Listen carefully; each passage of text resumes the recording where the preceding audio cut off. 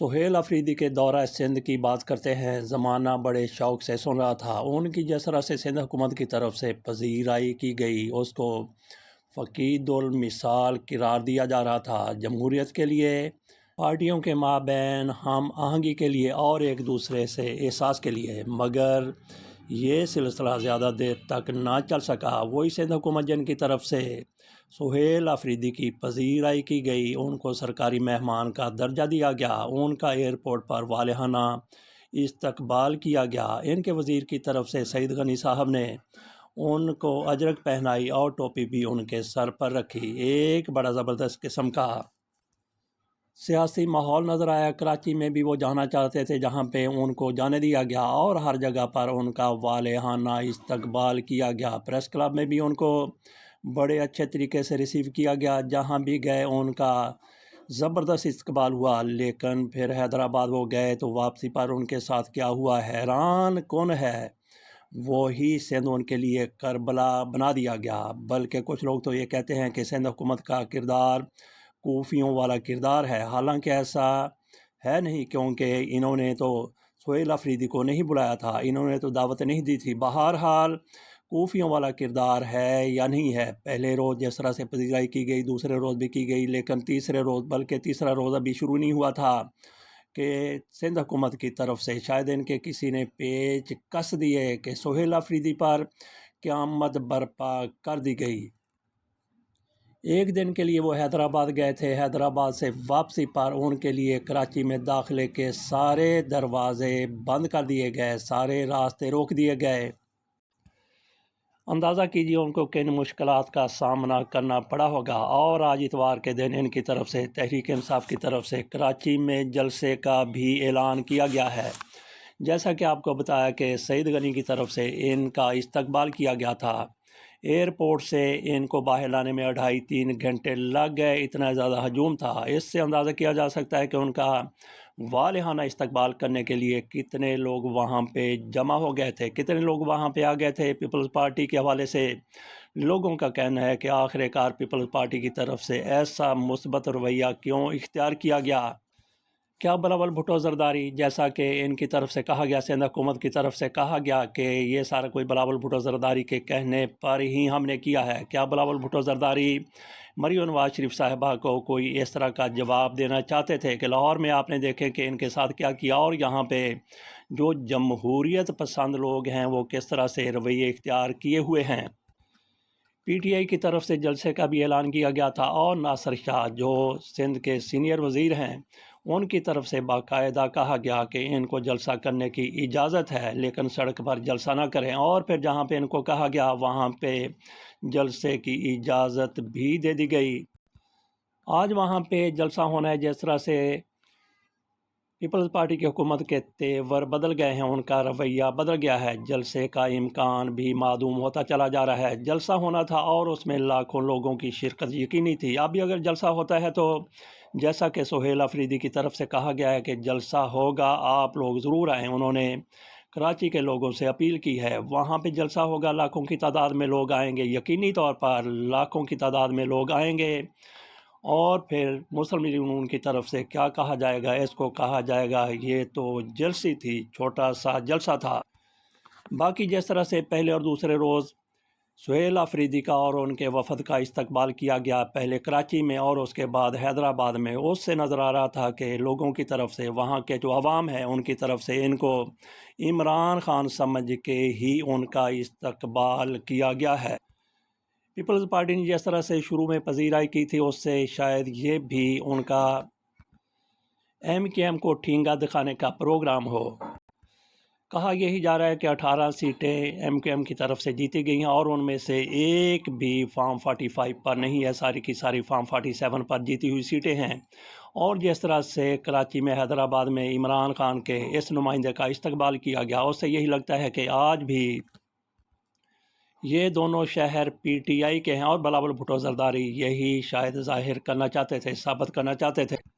سہیل افریدی کو کتنی مشکلات کا سامنا کرنا پڑا کراچی میں داخل ہونے کے لیے، اب آپ کے سامنے اس حوالے سے ان کا اپنا ٹویٹ رکھتے ہیں، اور باقی بھی ٹویٹ آپ کے سامنے رکھیں گے، جیسے صورتحال مزید واضح ہو جائے گی۔ ان کی طرف سے یہ ٹویٹ 4:24 پر کیا گیا ہے۔ وہ کہتے ہیں کہ حیدرآباد سے واپسی پر میرے اور میری ٹیم کے تمام راستے بند کر دیے گئے ہیں۔ پچھلے 4 گھنٹوں سے مختلف راستے تبدیل کر چکا ہوں۔ ابھی 4:23 پر سنسان سڑک پر آ کر کراچی کی طرف روانہ ہو چکے ہیں۔ سندھ حکومت میرے ساتھ ساتھ میری ٹیم کی زندگی کے ساتھ بھی کھیل رہی ہے۔ جو روایات ایک صوبے کے وزیر اعلیٰ کے ساتھ دوسرے صوبوں میں بنائی جا رہی ہے، یہ مستقبل قریب میں نقصان دہ ثابت ہوگی۔ پاکستان ہم سب کا ہے، اس میں نفرتوں کو اتنا مت پھیلائیں جس سے پھر واپسی ممکن نہ ہو سکے۔ جعلی جمہوری قوتیں اس میں کوئی کسر بھی نہیں چھوڑ رہی ہیں، یہ انتہائی شرمناک ہے۔ اس کے ساتھ ہی آسما چودھری کا بھی ٹویٹ ہے۔ یہ آسما چودھری ہیں، آسما شرازی ہوتی تو کوئی ان کا اور ٹویٹ ہوتا، وہ اور کسی طریقے سے لکھتی، انہوں نے بہرحال کہیں نہ کہیں اپنی بات کی ہوگی۔ یہ آسما چودھری صاحبہ ہیں، وہ کہتی ہیں کہ پی پی پی تو ہمیشہ جمہوریت کا پرچار کرتی رہی ہے، پھر ایک صوبے کے منتخب کردہ وزیر اعلیٰ پر دروازے بند کرنا کہاں کی جمہوریت ہے اور اقدار کی عکاسی کرتی ہے۔ پاکستان ہم سب کا ہے۔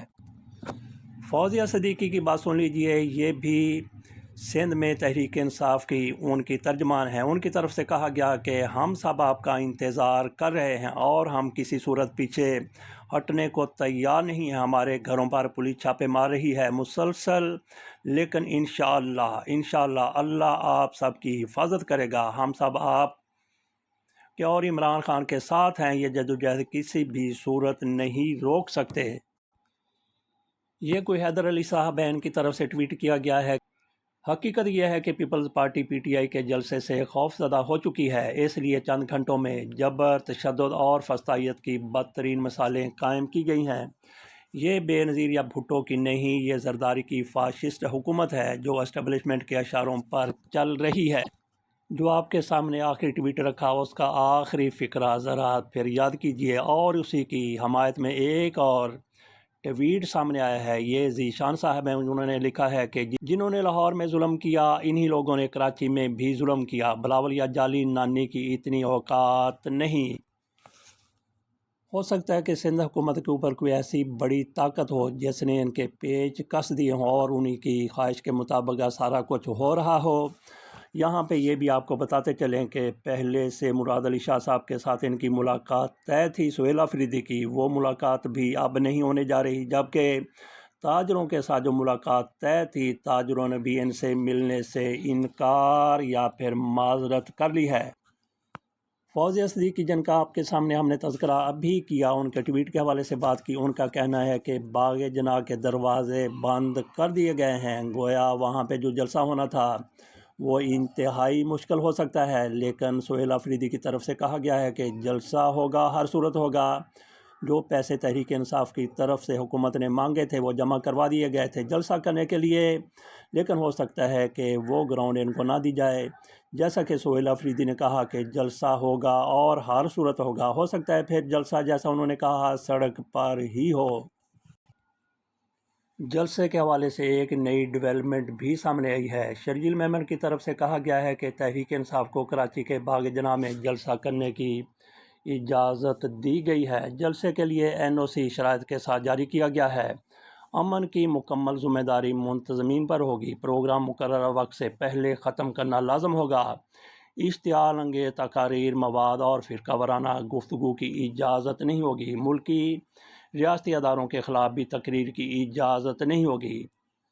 اس حوالے سے تحریک انصاف کے رہنما راجہ اظہر نے کہا ہے کہ ہمیں اب تک جلسہ کا این او سی نہیں ملا، اب اگر اجازت مل بھی جائے تو انتظامات نہیں ہو سکتے، اس لیے فیصلہ کیا گیا ہے کہ جلسہ مزار قائد کے پبلک گیٹ پر ہوگا۔ وزیر اعلیٰ خیبر پختونخوا سہیل آفریدی نے کہا کہ سندھ کے عوام پیپلز پارٹی کو مزید برداشت نہیں کرنا چاہتے۔ میرا مینڈیٹ اسٹریٹ موومنٹ کا ہے، مذاکرات اور مزاحمت کا مینڈیٹ محمود اچکزئی کا ہے۔ سندھ میں ایک وزیر داخلہ بھی پائے جاتے ہیں، ان کا نام ہے ضیاء الحسن لنجار۔ ان کی طرف سے کہا گیا ہے کہ عوام پی ٹی آئی کے ساتھ نہیں، اس لیے روڈ پر جلسہ کرنا چاہتی ہے۔ حکومت نے پی ٹی آئی کو باغ جناح میں جلسہ کی اجازت دی، کب اجازت دی، اس حوالے سے یہ خاموش ہیں۔ پی ٹی آئی والے کہتے ہیں کہ ہمیں اجازت کل ہی ملی ہے اور اتنا وقت نہیں ہے کہ وہاں پہ انتظامات کیے جا سکیں، اس لیے قائد اعظم کے مزار کے گیٹ پر جلسہ کرنے کا ہم نے فیصلہ کیا ہے۔ لنجار صاحب اس کے جواب میں کہتے ہیں کہ پی ٹی آئی کو روڈ پر جلسہ کی اجازت نہیں، روڈ پر جلسہ کرنے کی کوشش ہوئی تو کارروائی ہوگی۔ اس کا مطلب یہ ہے کہ صورتحال مخدوش بلکہ خطرناک اور ہولناک ہونے کا بھی خدشہ موجود ہے۔ تحریک انصاف کے مخالفین، ان کا تعلق مسلم لیگ نون سے ہو یا پیپلز پارٹی سے ہو، مخالفت کا پخ ان دونوں کو ایک جیسا ہی لگا ہوا ہے۔ دعا ہے کہ اللہ تعالیٰ سہیل آفریدی اور ان کے ساتھیوں کو وہاں پہ جس طرح سے کربلا ان پر برپا ہے وہاں سے سلامتی کے ساتھ واپس لے آئے۔ اجازت دیجیے، اللہ حافظ۔